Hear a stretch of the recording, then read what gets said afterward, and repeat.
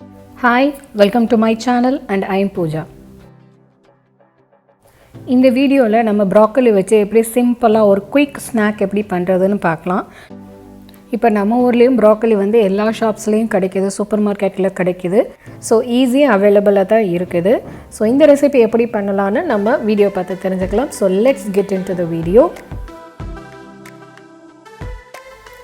இது வந்து காலிஃப்ளவர் நீங்கள் எப்படி கட் பண்ணுவீங்களோ அதே மாதிரி கொஞ்சம் ஸ்டெம் பார்ட்டோட ஃப்ளாரையும் சேர்த்து வச்சு கொஞ்சமாக கட் பண்ணி எடுத்து வச்சுக்கோங்க. உங்களோட ப்ராக்கலி அளவுக்கு தகுந்த மாதிரி ஒரு பாத்திரத்தில் தண்ணி ஊற்றி அதை நல்லா கொதிக்க வச்சுக்கோங்க. நல்லா கொதித்த தண்ணியில் 2 கப் அளவுக்கு ப்ராக்கலி வந்து கட் பண்ணி இதில் சேர்த்துக்கிறேன்.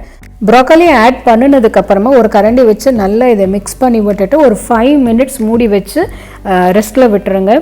காலிஃப்ளவர் எப்படி நம்ம சமையல் பண்ணுறதுக்கு முன்னாடி சுடுதண்ணியில் போட்டு மஞ்சள் உப்பு போட்டு கழுவி எடுத்துக்கிறோமோ அதே மாதிரி தான் ப்ராக்கலியில் வந்து புழுவெல்லாம் அவ்வளோவா இருக்காது. ஸோ சுடுதண்ணியில் போட்டு எடுத்தாலே போதுமானது. இப்போ 5 நிமிஷம் ஆயிடுச்சு. ஸோ அதனால் நான் இந்த கொலாண்டர் யூஸ் பண்ணி ப்ராக்கலியும் சுடுதண்ணியும் செப்பரேட்டாக ஃபில்டர் பண்ணி எடுத்துக்க போகிறேன்.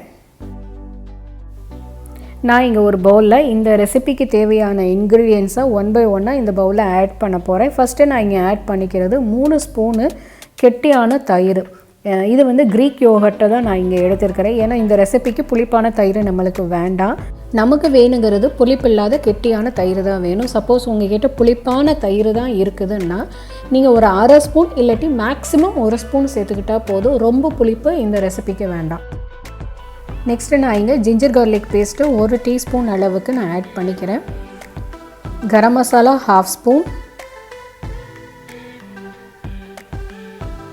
ஜீரகப்பொடி ஒரு 1/2 ஸ்பூன், சில்லி பவுடர் ஒரு 1/2 ஸ்பூன், பைண்டிங்காக நான் இங்கே வந்து கடலை மாவு ஒரு 1/2 ஸ்பூன் அளவுக்கு நான் ஆட் பண்ணிக்கிறேன்.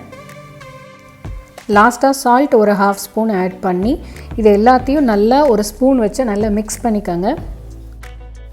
இப்போ ப்ரிப்பேர் பண்ணி வச்சுருக்க இந்த மசாலாவில் ப்ராக்கலியும் இதில் ஆட் பண்ணி நல்லா மிக்ஸ் பண்ணி ஒரு 5 நிமிஷம் வந்து ரெஸ்ட்டில் விட்டுருவேன். அப்போ தான் இந்த மசாலாவில் இருக்க காரம், புளிப்பு, உப்பு எல்லாமே ப்ராக்கலியில் நல்லா இன்ஃப்யூஸ் ஆகும். அப்போ தான் ஃப்ரை பண்ணி சாப்பிடும்போது கூட நல்லா டேஸ்டியாக இருக்கும். ஸோ ப்ராக்கலி வந்து சைடில் வச்சாச்சு, அது நல்லா ஊறிட்டு இருக்கட்டும். சைட் பை சைடு நான் இந்த ரெசிபிக்கு தேவையான க்ரீன் கலர் சட்னி வந்து பண்ணிக்க போகிறேன். அதுக்கு இங்கே நான் ஒரு சின்ன மிக்ஸி ஜாரில் 1 by 1 இன்க்ரீடியன்ஸ் எல்லாம் ஆட் பண்ண போகிறேன். ஃபஸ்ட்டு 1/2 கப் அளவுக்கு மின்ட் லீவ்ஸ் ஆட் பண்ணிக்கிறேன். 1/2 கப் கொரியாண்டர் லீவ்ஸ், ஒரே ஒரு சின்ன பச்சை மிளகா, ஒரு கார்லிக், கொஞ்சோண்டு ஜிஞ்சர், சால்ட் ஒரு 1/4 ஸ்பூன், ஜீரக பவுடர் ஒரு 1/4 ஸ்பூன். இப்போ கெட்டி தயிர் வந்து ஒரு 4 டீஸ்பூன் அளவுக்கு நான் இங்கே ஆட் பண்ணிக்கிறேன். இது எல்லாத்தையும் நைஸாக வலுவலுன்னு மிக்சியில் நல்லா அரைச்சி எடுத்துக்கோங்க. க்ரீன் சட்னி வந்து ரெடி ஆயிடுச்சு. இந்த சட்னியை வந்து நம்ம ஒரு சின்ன பவுலில் வந்து மாற்றி வச்சுக்கலாம்.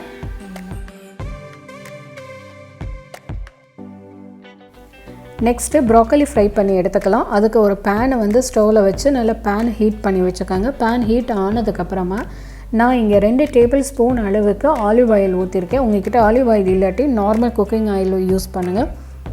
டேஸ்ட் எந்த விதத்துலேயும் மாறாது.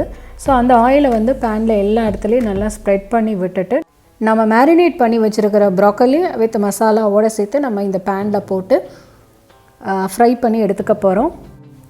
இதே ரெசிப்பியை நீங்கள் ஏர் ஃப்ரையர் உங்கள் வீட்டில் இருந்துச்சுன்னா ட்ரை பண்ணி பாருங்கள். ஏர் ஃப்ரையர்லேயும் நான் பண்ணியிருக்கேன். சாப்பிட்றதுக்கு ரொம்ப நல்ல கிறிஸ்பியாக டேஸ்டியாக வரும்.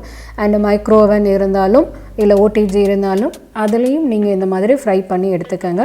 ஸோ இந்த ரெசிபி பண்ணுறதுக்கு எனக்கு 20 மினிட்ஸ் ஆச்சு. நான் மீடியமில் தான் வச்சு பண்ணேன். இப்போ நம்மளோட ரெசிபி வந்து நல்லா கோல்டன் ப்ரௌன் கலரில் ஃப்ரை ஆயிடுச்சு. இப்போ இந்த ப்ராக்கலியோட நம்ம ஆல்ரெடி பண்ணி வச்சுருக்கிற க்ரீன் கலர் சட்னியோட சர்வ் பண்ணுங்கள். அண்ட் உங்களுக்கு மைனஸ் ரொம்ப பிடிக்கும்னா இந்த ப்ராக்கலிக்கு மைனஸ் டிப் பண்ணி சாப்பிட்டு பாருங்கள், உங்களுக்கு ரொம்பவே பிடிக்கும். அண்ட் இது ஒரு நல்ல ஈவினிங் ஸ்நாக்காக இருக்கும்.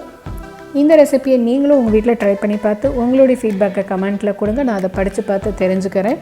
அண்ட் இந்த ரெசிபிக்கு உண்டான இன்க்ரீடியன்ஸை நான் டிஸ்கிரிப்ஷனில் கொடுத்துருக்கேன். உங்களுக்கு ஏதாச்சும் டவுட்டாக நீங்கள் அதை வெரிஃபை பண்ணிக்கோங்க. தேங்க்ஸ் ஃபார் வாட்சிங்.